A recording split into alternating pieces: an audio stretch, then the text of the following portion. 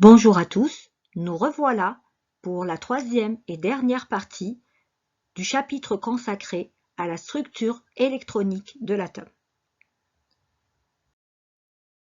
Nous avons vu dans la précédente vidéo le modèle proposé par Bohr pour décrire l'atome.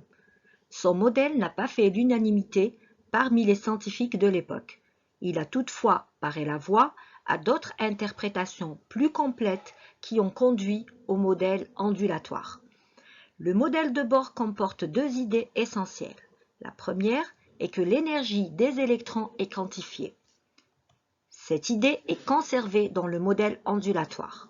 La seconde est que le mouvement des électrons s'effectue sur des trajectoires ou orbites stables circulaires pour Bohr. Cette représentation est abandonnée pour être remplacée par la notion de probabilité de présence en mécanique ondulatoire.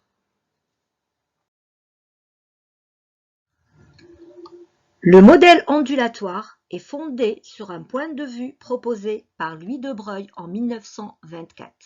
Il a postulé qu'à toute particule en mouvement, et notamment aux électrons, peut être associée une onde, dont la longueur d'onde lambda est égale à h sur mv, h étant la constante de Planck, m la masse de la particule et v sa vitesse. On applique ainsi à la matière un caractère combiné d'ondes et de particules. Ce postulat est à l'origine d'une nouvelle mécanique, la mécanique ondulatoire, dont les succès dans l'interprétation des phénomènes atomiques ont permis de résoudre les contradictions et les difficultés de la mécanique classique. Nous remarquons, au vu de cette relation, que la masse de la particule et la longueur d'onde de l'onde associée sont inversement proportionnelles, d'où, lorsqu'on décrit des objets relativement grands, c'est-à-dire lorsqu'on est dans des systèmes macroscopiques, c'est plutôt l'aspect corpusculaire qui va prédominer. Alors que lorsqu'on décrit des objets infiniment petits, c'est-à-dire lorsqu'on est dans des systèmes microscopiques, c'est plutôt l'aspect ondulatoire qui va prédominer. Nous avons donc ce qu'on appelle une dualité onde-corpuscule. Ceci est mieux visualisé au travers des exemples suivants. Si on prend une balle de tennis de masse 0,05 kg et de vitesse 40 mètres par seconde, lorsqu'on calcule le lambda de l'onde associée, on trouve une valeur de 3,31 10 puissance moins 34 mètres. C'est une valeur insignifiante qui ne peut pas être mesurée. Alors que si on prend un électron de masse 9,1 10 puissance moins 31 kg et de vitesse 10 puissance 7 mètres par seconde, le lambda de l'onde associée sera égal à 0,728 10 puissance moins 10 mètres. C'est une valeur tout à fait mesurable et correspond à la longueur d'onde des rayons X. En partant du postulat de Louis de Broglie, certaines questions se sont imposées. Comment l'électron peut-il être à la fois une onde et une particule? Et quel lien y a-t-il entre cette dualité onde-corpuscule et les électrons dans l'atome?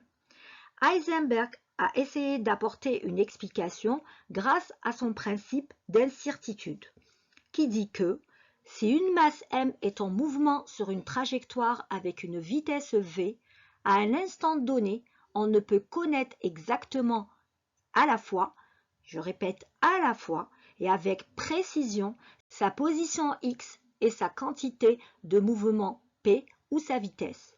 Ceci se traduit mathématiquement par la relation suivante.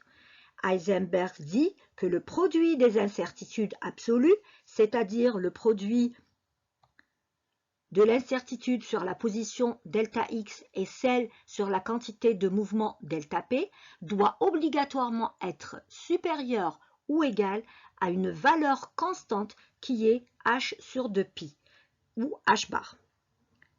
Comme P est égal au produit de la masse fois la vitesse de la particule, nous obtenons que l'incertitude sur la position que multiplie l'incertitude sur la vitesse est supérieur ou égal à h sur 2πm, qu'on appelle inégalité d'Heisenberg.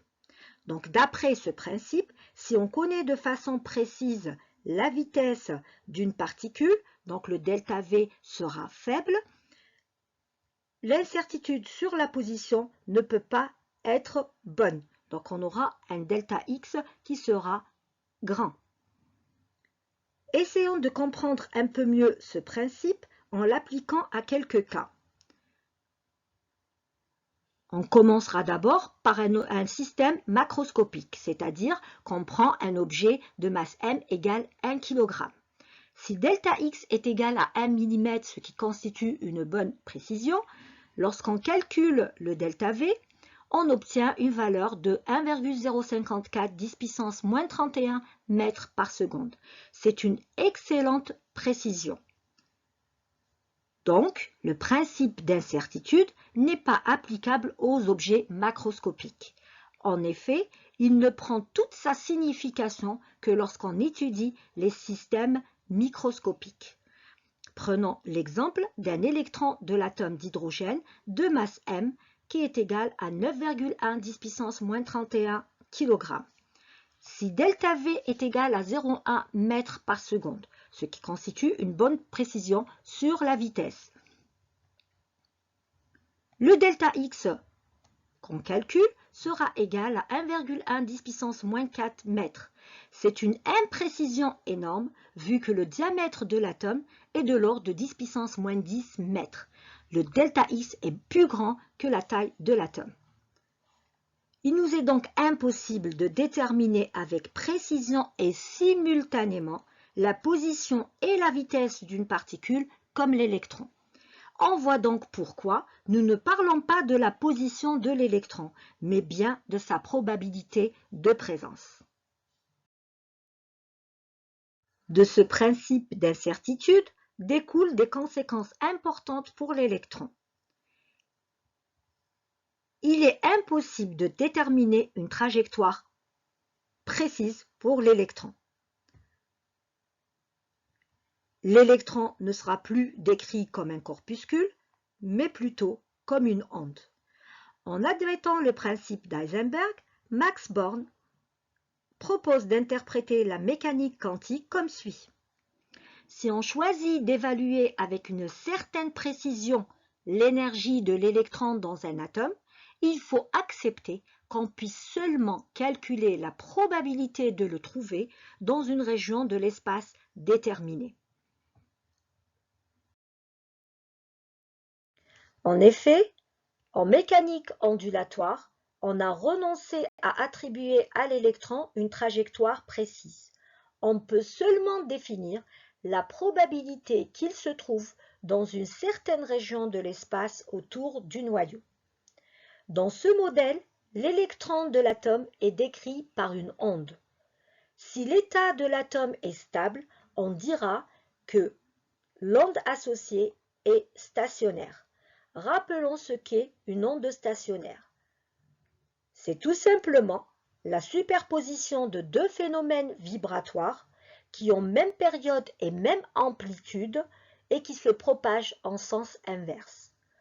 Dans le cas de l'électron de l'atome d'hydrogène qui gravite autour du noyau sur un cercle de rayon R, pour que l'onde associée à l'électron soit stationnaire, et par analogie à la corde vibrante, il faut absolument que la circonférence du cercle, c'est-à-dire 2π fois r, soit égale à n fois la longueur d'onde de lambda, n étant un entier, c'est-à-dire 4 fois lambda, 5 fois lambda, mais jamais une fraction de lambda.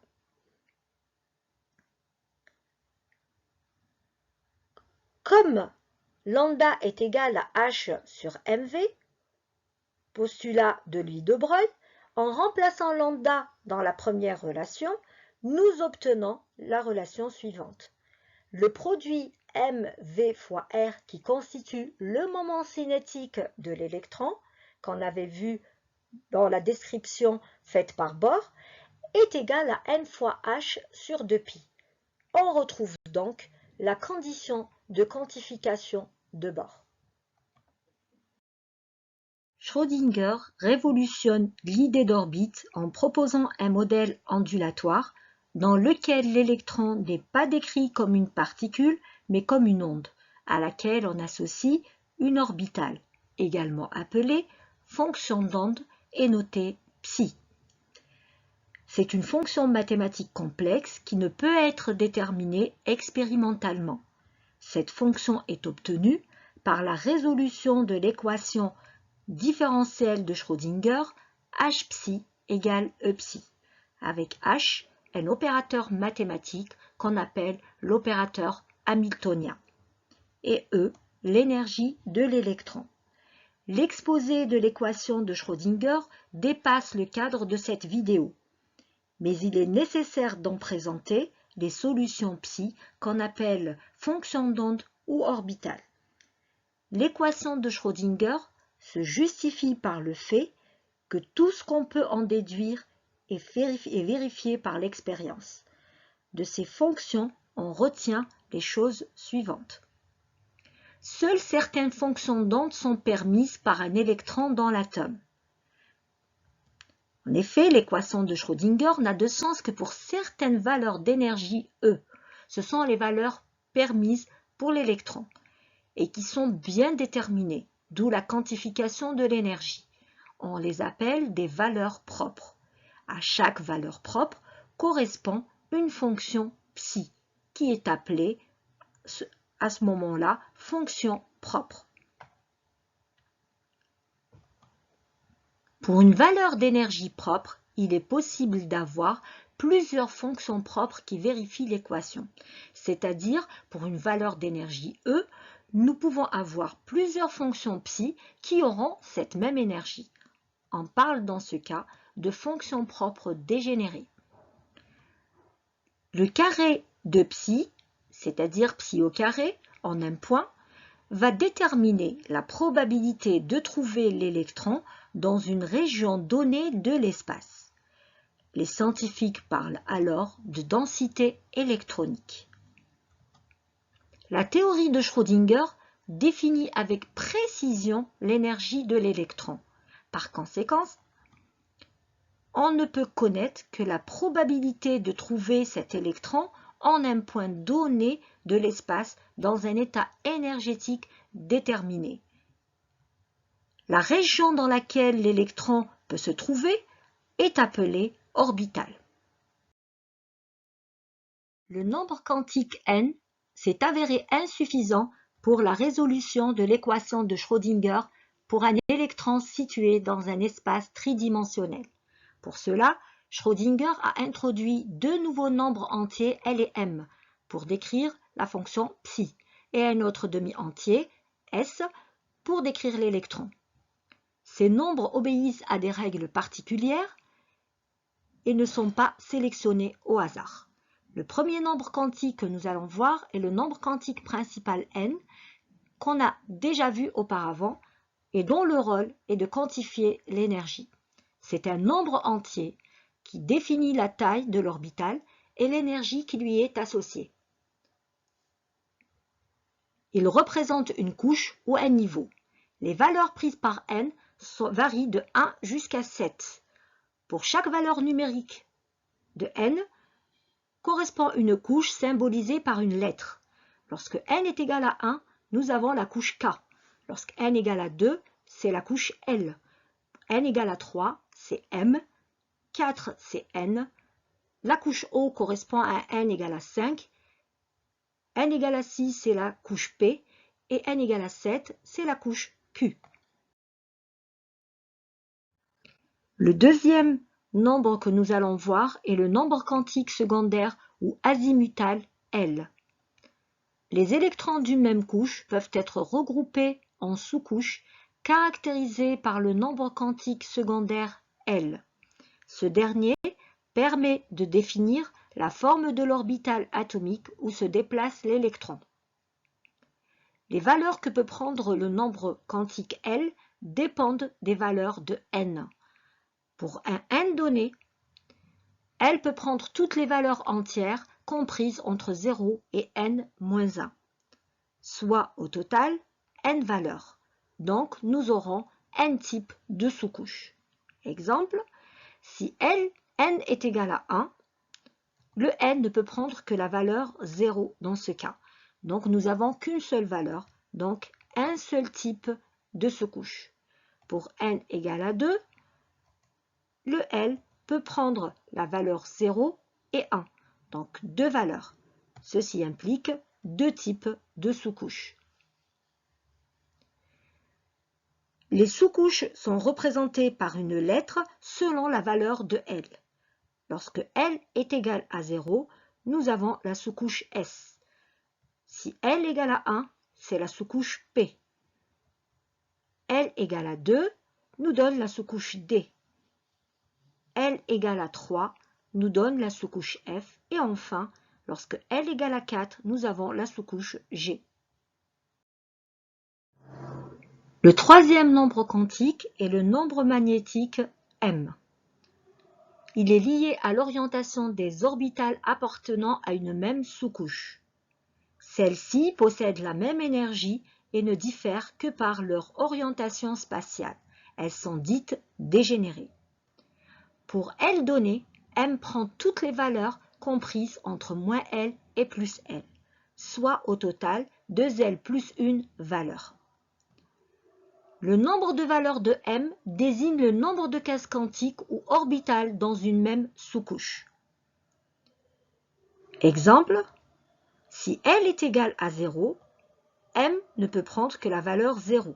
Nous avons une valeur, donc nous avons une orbitale.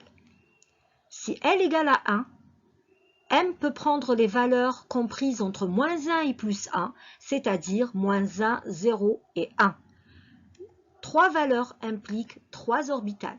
Pour L égale à 2, M peut prendre les valeurs comprises entre moins 2 et plus 2, c'est-à-dire moins 2, moins 1, 0, 1 et 2. 5 valeurs impliquent 5 orbitales. Pour un L donné, de manière générale, donc pour une sous-couche donnée, nous avons 2L plus une valeur de M, donc 2L plus une valeur orbitale de même énergie dans cette sous-couche. Le nombre quantique de spin ou spin de l'électron S définit quant à lui la rotation de l'électron sur lui-même dans un sens ou dans un autre. Il ne peut prendre que deux valeurs, plus n,5 ou moins n,5.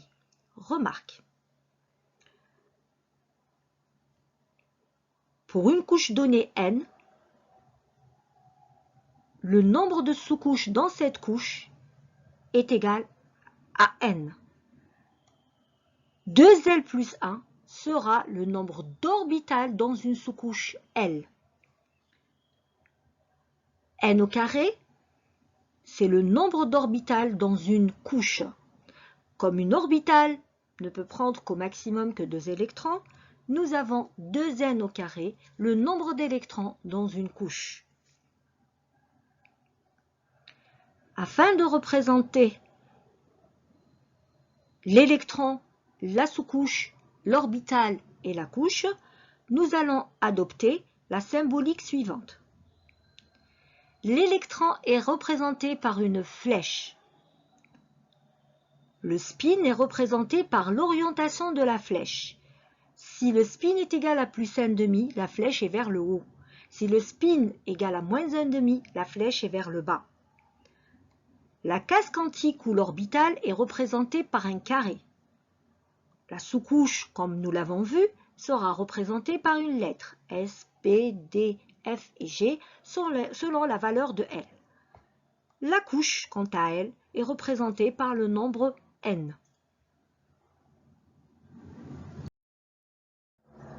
Nous allons mieux comprendre avec le tableau suivant. Lorsque n est égal à 1, la valeur possible pour L qui est compris entre 0 et n-1 serait donc égale à 0. Donc si L égale à 0, on parle de sous-couche S. Comme L égale à 0, et puisque M est compris entre moins L et plus L, donc M ne peut être égal qu'à 0 dans ce cas. Nous avons donc une seule case qui est contenue dans la sous-couche 1s. 1, c'est pour donner le numéro de couche.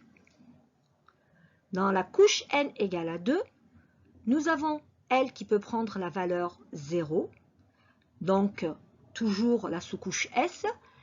Nous avons donc le M qui sera égal à 0, donc nous avons une seule valeur, donc une seule orbitale, représentée par un seul carré, qui sera dans la sous-couche 2S. Si L est égal à 1, puisque le N égale 2, donc elle peut aussi prendre la valeur 1, le M correspondant peut prendre la valeur moins 1, 0 et 1. Rappelons-nous qu'il est compris entre moins L et plus L. Nous avons donc trois valeurs, donc trois cases quantiques ou trois orbitales, qui seront contenues dans la sous-couche 2P. 2 pour la couche n égale à 2. Maintenant, on passe à la couche 3. Si n égale à 3, L étant compris entre 0 et n-1, le L peut prendre la valeur 0, la valeur 1 et la valeur 2. Lorsqu'il prend la valeur 0, on parle toujours de la sous-couche S, parce que lorsqu'L égale 0, c'est S. Le M correspondant sera égal à 0, donc nous avons une seule orbitale, donc un seul carré pour la représenter, et nous sommes dans la sous-couche 3S, 3 pour la couche 3. Si L égale à 1, dans ce cas-là, on est dans la sous-couche P, les valeurs possibles pour M seront moins 1, 0 et 1. Trois valeurs de M impliquent trois cases quantiques de même énergie et elles sont contenues donc dans la sous-couche 3P. Si L est égal à 2, donc dans ce cas-là, nous avons affaire à la sous-couche D. Les valeurs possibles pour M sont comprises entre moins 2 et plus 2, donc moins 2, moins 1, 0, 1 et 2. Nous avons donc 5 orbitales, donc 5 cases quantiques, qui seront contenues dans la sous-couche 3D. Nous allons maintenant donner la description physique des orbitales que nous venons de voir. Nous nous contenterons dans cette vidéo de parler des orbitales S, P et D. Une orbitale définit à la fois un niveau d'énergie En qui est égal à E1 sur n au carré et la géométrie de la région de l'espace dans laquelle l'électron se trouve le plus souvent, qui sera décrite grâce à la fonction d'onde de psi, qui elle est fonction des nombres quantiques n, l et m. La première orbitale que nous allons voir est l'orbitale S. La forme de cette orbitale est sphérique. Elle est décrite par la fonction d'onde psi ns ou psi n00. En effet, si on parle de l'orbitale S, cela veut obligatoirement dire que le L est égal à 0 et donc que M égale à 0. Lorsque on est dans la couche 1, donc nous aurons l'orbitale 1s et la fonction d'onde correspondante serait psi 1s ou psi 100. Donc le n égale à 1, L égale 0 et M égale 0. De même, dans la couche 2, nous avons également une orbitale S qui sera décrite par la fonction psi 2s ou psi 200. Et les nombres quantiques correspondants seraient n égale à 2, L égale à 0 et M égale à 0.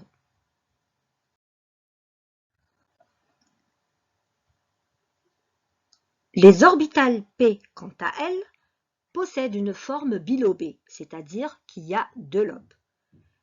Les orbitales P correspondent à la sous-couche P, qui est obtenue lorsque L est égal à 1. Donc les valeurs possibles que peut prendre M sont moins 1, 0 et 1.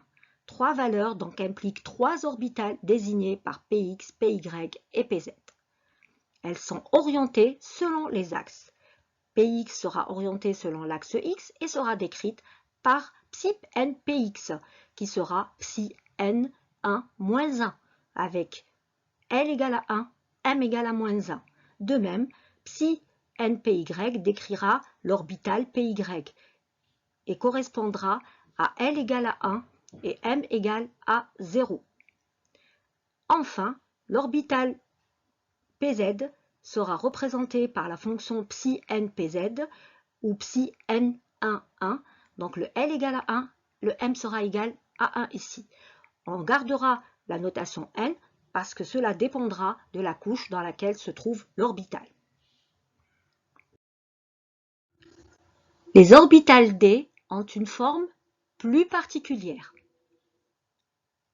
Les orbitales dxz, dyz et dxy sont orientées à 45 degrés des axes x et y. Les lobes de l'orbital dx2 moins y2 se développent autour des axes x et y. L'orbital dz2 a une forme particulière. Deux lobes situés de part et d'autre du plan xy, séparés par une couronne. C'est terminé pour cette vidéo. Nous nous retrouverons bientôt pour une vidéo consacrée aux atomes polyélectroniques. Au revoir et à bientôt.